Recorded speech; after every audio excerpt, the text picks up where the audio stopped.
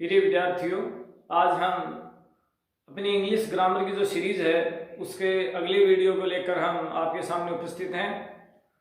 और आज हम इस वीडियो में चर्चा करने वाले हैं pronoun and it's uses in English grammar, कि हमारी जो इंग्लिश की ग्रामर है उसके अंदर जो प्रोनाउन है वो क्या होता है, इसके क्या क्या इंग्लिश में यूज हैं और इसके गलत यूज से हमें कैसे बचें और इसके कौन कौन से प्रकार हैं। तो आज हम उस पर चर्चा करने वाले हैं। तो सबसे पहले हम इसकी परिभाषा और इसके बारे में हम देख लेते हैं। Definition of pronoun. प्रोनाउन की क्या परिभाषा होती है? तो देखिए, ए pronoun is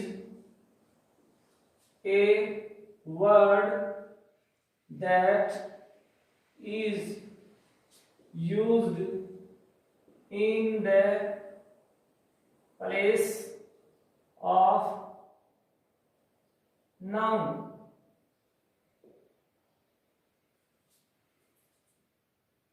A pronoun is a word that is used in the place of pronoun.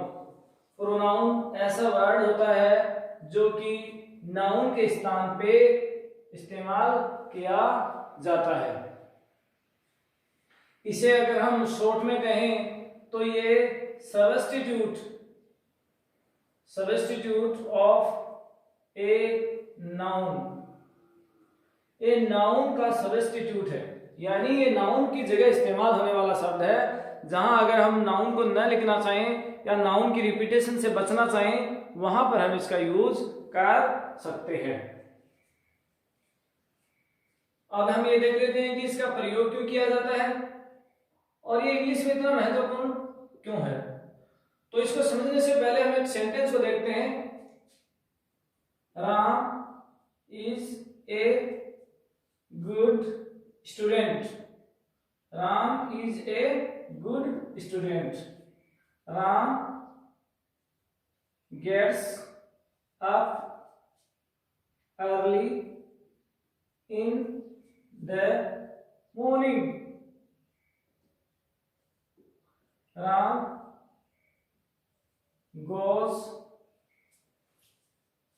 to school with his, या his की जगह हम लिखें एक बार Ram's friend.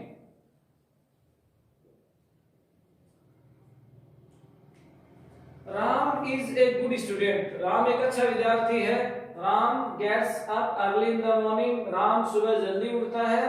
Ram goes to school with Ram's students. Ram के दोस्तों के साथ स्कूल जाता है। देखिए, हमने जो सेंटेंसेस लिखे हैं उनमें हमने बार बार राम शब्द को रिपीट किया है और इससे हमारी जो भाषा है वो थोड़ी क्लिष्ट लगती है और थोड़ी ओड लगती है। तो हम इससे बचने के लिए हम इसको बार बार रिपीट न करें। हमें पता है कि एक राम नाम का लड़का है और हमें ऐसा लगता है कि जैसे ये दो लड़के हैं जिनके नाम राम है। तो हम उसको रिपीटेशन से बचने के लिए ही Ram is a good student. Ram एक अच्छा विद्यार्थी है। He gets up early in the morning, वह सुबह जल्दी उठता है। फिर यहाँ पे दोबारा हम ही लिख देंगे। He goes to school with his friends, वह अपने दोस्तों के साथ स्कूल जाता है। तो देखिए, सेंस भी अच्छा निकला और हम रिपीटेशन से भी बच गए। कई बार हमारे कंफ्यूज हो जाता है। जैसे हम एक स्टोरी की लाइन लिखते हैं, वंस देयर वाज ए करो।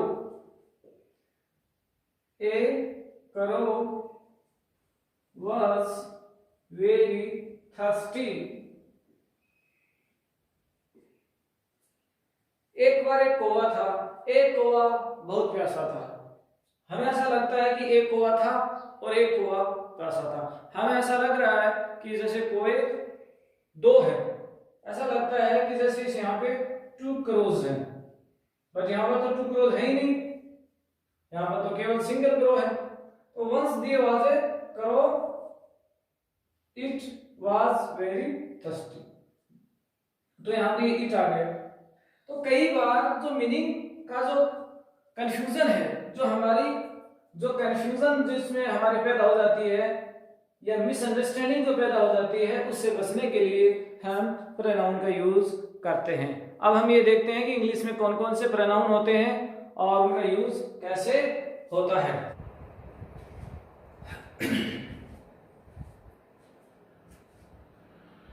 तो अब हम प्रोनाउन की डेफिनेशन के बाद हम उसके टाइप्स देख लेते हैं कि ये कितने प्रकार का होता है। हम इसके प्रकार देख लेते हैं और फिर हम प्रकारों पे 1 बाय 1 चर्चा कर लेंगे। तो देखिए, पर्सनल प्रोनाउन, इसके नाम से ही प्रतीत होता है पर्सनल, ये किसी के लिए पर्सनली यूज किया जाता है। और पर्सनली किसके लिए यूज किया जा सकता होगा? इंसानों के लिए। तो ये इंसानों के लिए पर्सनली यूज होता है और जिसका हम सबसे ज्यादा यूज करते हैं I, me, we, us, you, she, her, he, him, they, their और इट, ये यूज किया जाता है। I, me, we, us, you, she, her, he, him, they, their, it. इसे पर्सनल प्रोनाउन कहते हैं। ये इसके सब्जेक्टिव केस है, ये जो इसके सब्जेक्टिव केस है और ये इसके ऑब्जेक्टिव केस है। अब सब्जेक्टिव केस क्या होते हैं, ऑब्जेक्टिव केस क्या होते हैं, इनका कैसे यूज होता है, अभी हम इनके प्रकार देखने के बाद तुरंत बाद हम इनको देख लेंगे। पॉजेसिव प्रोनाउन, पॉजेसिव मीन होता है पोजेशन, पॉजेसिव मीन पोजेशन, और पोजेशन क्या होता है? अधिकार, किसी वस्तु पर किसी का अधिकार, किसी वस्तु पर किसी व्यक्ति का अधिकार, यानी हम कहें अधिकारवाचक सर्वनाम, हिंदी में कहें तो अधिकारवाचक सर्वनाम। तो देखिए, आई, मी, माई, ये जैसे माई जो होता है वो इंग्लिश में प्रोनाउन नहीं है, ये एडजेक्टिव है। ये एडजेक्टिव क्यों है, इसकी चर्चा अभी हम थोड़ी बाद में जब पॉजेसिव प्रोनाउन को पढ़ेंगे तो कर लेंगे। तो जब माई एक एडजेक्टिव है तो इसी का ये प्रोनाउन बन जाता है माइन। क्या बन जाता है? Mine. Ours, yours, hers, his, theirs इत्यादि। ये थोड़े जो हमारे पॉजेसिव एडजेक्टिव होते हैं, my, our, your, her, his, their, उससे थोड़े से अलग होते हैं, हम इनकी चर्चा कर लेंगे। रिफ्लेक्सिव प्रोनाउन, रिफ्लेक्सिव प्रोनाउन होते हैं जैसे आई, मी, माइन, माई सेल्फ। खुद के लिए, जब व्यक्ति कोई चीज खुद करता है, खुद के लिए होता है, तो समय उसके लिए होता है, तो ये यूज होते हैं जैसे my self, ourselves, your self या योर सेल्व्स, दोनों होते हैं इसके योर सेल्फ भी होता है, जब सिंगल व्यक्ति के लिए यूज इस्तेमाल होता है योर सेल्फ, और बहुवचन के लिए योर सेल्फ। हर सेल्फ लड़की के लिए, हिमसेल्फ लड़के के लिए, और देमसेल्व्स एक से ज्यादा के लिए, और निर्जीव वस्तु के लिए इटसेल्फ। ये होते हैं, इनके यूज कहां होते हैं अभी हम देख लेते हैं। तो इंडेफिनेट प्रोनाउन हम देख लेते हैं। इंडेफिनेट का मतलब होता है अनिश्चित, जहां कोई वस्तु या कोई व्यक्ति अनिश्चित हो, जिसका हमें कोई पता नहीं चल पा रहा हो, उसे हम इंडेफिनेट कहते हैं। जैसे somebody, someone, anybody, everybody,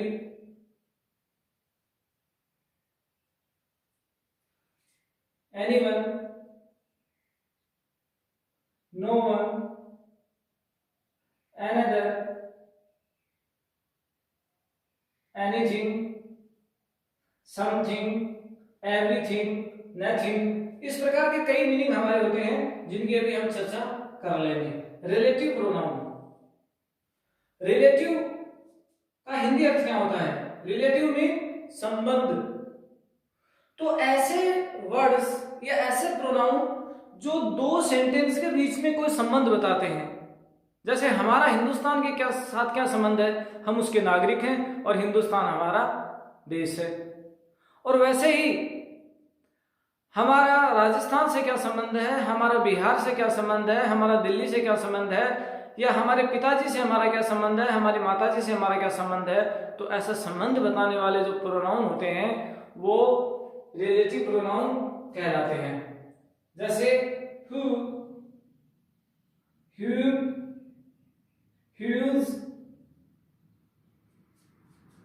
that, which, where, when, etc. देखिए ये देखने में हमारे जो पर्सनावाचक शब्द होते हैं, जो WH वर्ड होते हैं, हमारे जो WH वर्ड होते हैं इंग्लिश में, वो ये देखने में वैसे लगते हैं। और अभी हम आगे देखेंगे कि इनको हम कई जगह इंट्रोगेटिव प्रोनाउन के रूप में भी इस्तेमाल करते हैं। तो इनमें डिफरेंस क्या होगा वो अभी हम देख लेते हैं। डेमोन्स्ट्रेटिव, क्या हुआ? डेमोन्स्ट्रेटिव। डेमोन्स्ट्रेट मतलब होता है प्रदर्शन करना, इशारा करना। डेमोन्स्ट्रेट मीन प्रदर्शन करना, इशारा करना। ऐसे शब्द जो हमें नजदीक स्थित या दूर स्थित वस्तु की ओर इशारा करते हैं, उन वस्तुओं को हमें बताते हैं, ऐसे वस्तुओं, ऐसे प्रोनाउन को हम डेमोन्स्ट्रेटिव प्रोनाउन कहते हैं। देखिए जैसे this is a chair, this is a blackboard, this is a marker. That दूर स्थित वस्तु के लिए, जैसे that is a student, that is a pen, that is a room, that is a mobile. This का plural, this का plural this, that का plural those. एक वस्तु के लिए दिस और एक से ज्यादा के लिए दोज। दूर की एक वस्तु के लिए दैट और एक से ज्यादा के लिए दोज। या सच, इस प्रकार के जो हमारे प्रोनाउन होते हैं, थोड़े ही होते हैं संख्या में। डिस्ट्रीब्यूटिव, डिस्ट्रीब्यूट, डिस्ट्रीब्यूट इंग्लिश में एक वर्ब है। डिस्ट्रीब्यूट इंग्लिश में क्या है? एक वर्ब है जिसका अर्थ होता है वितरण करना। क्या अर्थ होता है? वितरण, बांटना। अगर हमारे पास ऐसे कोई शब्द है जो दो से ज्यादा वस्तुओं को बांट कर इशारा करते हैं हमारी ओर, देखिए जैसे each, every, no, either, neither, इस प्रकार के। और अगला देखिए इंट्रोगेटिव, इंट्रोगेटिव प्रोनाउन, प्रश्नवाचक सर्वनाम। Interrogative pronoun what, why, where, whom, who, whose, सारे के सारे हमारे जो WH वर्ड होते हैं वो सारे के सारे इसके अंदर आ सकते हैं। फिर देखिए एक्सक्लेमेटरी, एक्सक्लेमेटरी प्रोनाउन वो होते हैं जो किसी भी विषय में बोधक इनको कहते हैं, जो हमें कोई आश्चर्य, दुख या खुशी, कैसे भाव जो हमें बिल्कुल भाव विभोर कर दे। जैसे what a beautiful building, what a beautiful flower, Allah alas I am ruined, मैं तो बर्बाद हो गया, या अलास ही इज डेड, वो मर गया। इस प्रकार के जो शब्द हैं हमारे, और उनके आगे एक विशेष बात ये होती है कि विषय में बोधक निशान लगता है, ऐसा निशान लगता है, जैसे व्हाट, व्हाई, अल्लास, इस प्रकार के कई शब्द हमारे पास होते हैं। देखिए एक मैं आपको बता दूं कि बहुत सारे जो रिलेटिव प्रोनाउन है वो एडजेक्टिव भी होते हैं, जैसे हमारे जैसे पजेसिव प्रोनाउन है वो पजेसिव एडजेक्टिव भी होते हैं, रिफ्लेक्सिव सॉरी, और जैसे हमारे ये जैसे रिलेटिव प्रोनाउन है और ये इंट्रोगेटिव प्रोनाउन है, इनमें एक ये भी है कि इंट्रोगेटिव एडजेक्टिव भी होते हैं, और ये हमारे डेमोन्स्ट्रेटिव एडजेक्टिव भी होते हैं, डिस्ट्रीब्यूटिव एडजेक्टिव भी होते हैं।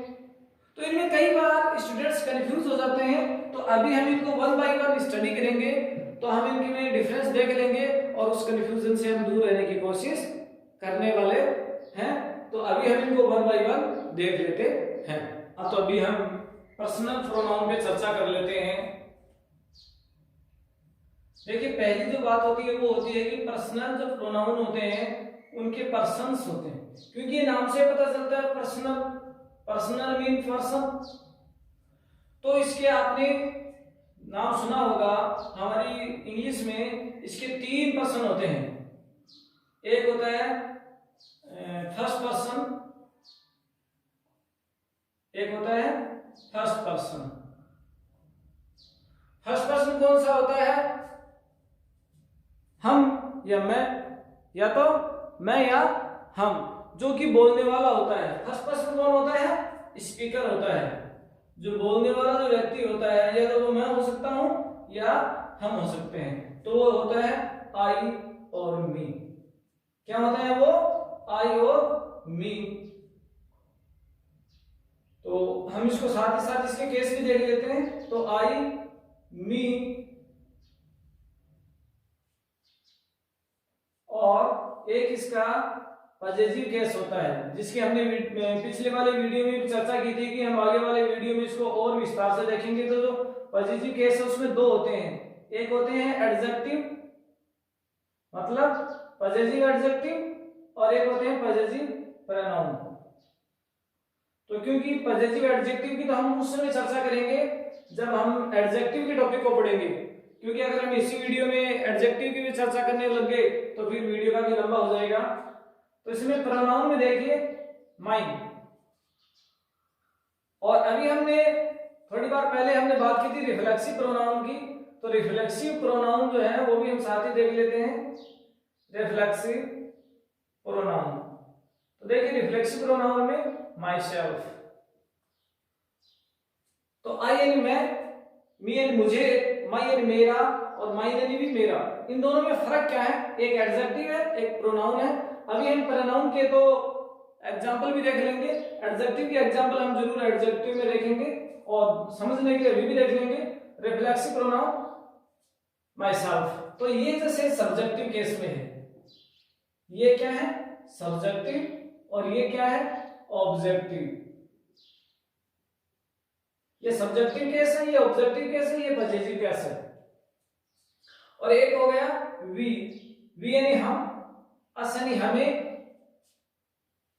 अवर यानी हमारा, और अवर सॉरी अवर्स, ये इसका प्रोनाउन हो गया, और ये हो गया आवर सेल्वेज। क्या हो गया? Ourselves. ये जो हमारे जो पर्सनल प्रोनाउन है उसके फर्स्ट पर्सन है, यानी बोलने वाला है। फिर आते हैं हमारे सेकंड पर्सन। सेकंड पर्सन वो होता है जिसके बारे में हम बात कर सकते, जो हमारी बात को सुनता है, जो हमारी बात को सुनता है। जैसे मैं बोल रहा हूं, पढ़ा रहा हूं, आप पढ़ रहे हैं, सुन रहे हैं, तो आप क्या हुए? सेकंड पर्सन हुए। तो यू यानी तुम, और इसका ऑब्जेक्टिव केस भी यू होता है। स्पेलिंग दोनों की सेम है, बट दोनों का अर्थ है वो अलग अलग है। इसका एडजेक्टिव होता है योर, और इसका पजेसिव प्रोनाउन होता है योर्स। और ये देखिए इसके जो रिफ्लेक्सिव प्रोनाउन है वो दो होते हैं, एक होते हैं योरसेल्फ, एक होता है योरसेल्व्स। अब आपके दिमाग में एक क्वेश्चन आ सकता है कि इसके दो क्यों होते हैं? क्योंकि यू ऐसा वर्ड है जो सिंगल व्यक्ति के लिए भी यूज होता है और एक से ज्यादा के लिए भी यूज होता है। तो जो रिसीवर होता है, सुनने वाला जो होता है वो एक ही होता है। अब देखिए हमारा थर्ड पर्सन, और थर्ड पर्सन वो होता है जिसके बारे में हम बात कर रहे हैं। जैसे अभी हम राम के बारे में बात कर रहे थे, जबकि राम हमारे साथ नहीं है, फिर भी हम राम के बारे में बात कर रहे थे। या हम सीता के बारे में बात कर रहे थे तो सीता भी हमारे साथ नहीं है। या हम उन दोनों के बारे में, उनके बारे में बात कर रहे थे, जबकि वो दोनों ही हमारे पास नहीं है। तो एक हो, तो जैसे पुरुष हो, हमारा जो थर्ड पर्सन एक पुरुष हो तो ही, और इसका जो ऑब्जेक्टिव केस है वो हिम, ही यानी वह, हिम यानी उसे, और इसके इसका एडजेक्टिव होता है हिम, और इसका पॉजिटिव प्रोनाउन भी हिम, हिजी होता है। और ये देखिए इसका जो रिफ्लेक्सिव प्रोनाउन है वो हिमसेल्फ। और थर्ड पर्सन एक लड़की हो, एक महिला हो, सी, हो, और हाफ। और ये देखिए herself, क्या हुआ? herself। तो ये दोनों एक से हैं, इनकी दोनों की स्पेलिंग सेम है लेकिन इनके अर्थ अलग है, इनकी दोनों के यूज अलग अलग है, वो हम देख लेंगे। और इसका थर्ड पर्सन में जो प्लूरल होता है वो दे, एक से ज्यादा के लिए। जैसे ये राम के लिए अगर पुरुष है तो राम के लिए ये आएगा प्रोनाउन ही, और अगर सीता है तो ये आएगा सी। और अगर हम दोनों की बात करेंगे, दोनों के लिए क्या आएगा? तो दे। इसका ऑब्जेक्टिव कैसे होता है? देम, देम में देव उनको, देव उनका, उनकी कोई वस्तु हो, देयर्स, और themselves, क्योंकि एक से ज्यादा के लिए इस्तेमाल होते हैं तो ये themselves हो गए, themselves। तो ये देखिए हमारा एक चार्ट है, प्रोनाउन का चार्ट है। ये हमारे डायरेक्ट इनडायरेक्ट में, एक्टिव पैसिव में बहुत यूजफुल होता है, क्योंकि जब हम आगे के वीडियो बनाएंगे, जब एक्टिव पैसिव पे बनाएंगे, डायरेक्ट इनडायरेक्ट पे बनाएंगे, तो भी इसके बारे में हमारे क्वेश्चन होंगे। तो उस समय भी इसको याद रखना है। इसको आप एक बार इसका स्क्रीनशॉट भी अपने मोबाइल में ले सकते हैं ताकि आप इसको समझ सकें। अब हमने इसके पर्सन तो देख लिए, एक बार दोबारा से रिवीजन कर लेते हैं। फर्स्ट पर्सन में वो होते हैं जो बोलने वाले होते हैं, या तो बोलने वाला मैं हो सकता हूं या हम सब मिलकर हो सकते हैं। सुनने वाला तुम लोग हो सकते हो, जैसे मैं बोल रहा हूं आप लोग सुन रहे हैं तो आप तुम सुनने वाले हो सकते हो। और जिनके बारे में हम बात कर रहे हैं, जिनके बारे में हम बात कर रहे हैं वो एक पुरुष हो सकता है, एक स्त्री हो सकता है, या बहुत सारे लोग हो सकते हैं जिनमें स्त्री भी हो सकता है और पुरुष भी हो सकता है। ये देखिए पर्सनल प्रोनाउन के पर्सन्स हुए और ये इनके केस हुए। केस का क्या मतलब है कि ये कहां यूज होते हैं सेंटेंस में। सब्जेक्टिव केस अलग जगह यूज होगा, ऑब्जेक्टिव केस अलग जगह होगा, पॉजिटिव प्रोनाउन जो है वो अलग जगह यूज होगा, और रिफ्लेक्सिव प्रोनाउन है वो अलग जगह यूज होगा। कई बार बच्चे लोग, जो स्टूडेंट्स लोग हैं, वो गलती क्या करते हैं, वो गलती एक ये कर देते हैं जहां सब्जेक्ट आना चाहिए वहां वो ऑब्जेक्ट लगा देते हैं, या प्रोनाउन लगा देते हैं, या एडजेक्टिव लगा देते हैं। या एक मिस्टेक वो करते हैं कि जहां फर्स्ट पर्सन आना चाहिए वहां पर वो सेकंड पर्सन लगा देते हैं, या जहां थर्ड पर्सन आना चाहिए वहां फर्स्ट पर्सन या फर्स्ट पर्सन की जगह सेकंड पर्सन लगा देते हैं। ये गलतियां वो करते हैं। हमने इनके बारे में पढ़ा, और अब हम अगले वाले वीडियो में जो पर्सनल प्रोनाउन है उनके यूज पढ़ते हैं, और हमारे जो पॉजिटिव केस हैं उनको पढ़ते हैं, डिस्ट्रीब्यूटिव प्रोनाउन को पढ़ते हैं, हमारे डेमोन्स्ट्रेटिव प्रोनाउन को पढ़ते हैं, एक्सक्लेमेटरी प्रोनाउन को पढ़ते हैं, इंट्रोगेटिव प्रोनाउन को पढ़ते हैं, और इन सब के यूज भी हम अगले वाले वीडियो में देखेंगे। तो आप अगले वाले वीडियो को भी अवश्य देखें ताकि विषय को पूरा अच्छी तरह से याद करें और कोई भी वीडियो में किसी भी विषय से संबंधित कोई क्वेरी हो तो आप जरूर कमेंट बॉक्स में लिखें। और अगर आपको अलग से किसी विषय पर अलग से कोई टॉपिक पे वीडियो चाहिए तो आप कमेंट बॉक्स में मुझे वीडियो के लिए कोई विषय के लिए सुझाव दे सकते हैं और अपने कोई भी क्वेरी कोई भी कमेंट है वो कमेंट बॉक्स में डालें।